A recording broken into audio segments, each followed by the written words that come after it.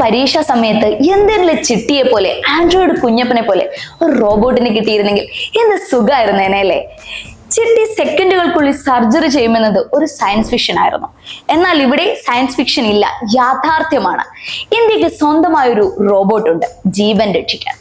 നമ്മുടെ സ്വന്തം റോബോട്ടിനെ ഒന്ന് പരിചയപ്പെട്ടാലോ. SSI മന്ത്ര, ഇന്ത്യയുടെ തദ്ദേശീയ സർജിക്കൽ റോബോട്ടിക് സിസ്റ്റം.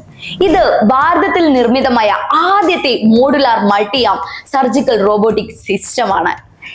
റിമോട്ട് സർജറീസിനും മെഡിക്കൽ എഡ്യൂക്കേഷനും സെൻട്രൽ ഡ്രഗ് സ്റ്റാൻഡേർഡ് കൺട്രോൾ ഓർഗനൈസേഷന്റെ അംഗീകാരം ലഭിച്ചു. 2000-ലധികം വിജയകരമായ സർജറീസ്, അതും വെറും 40 മില്ലി സെക്കൻഡ് ലേറ്റൻസിയിൽ.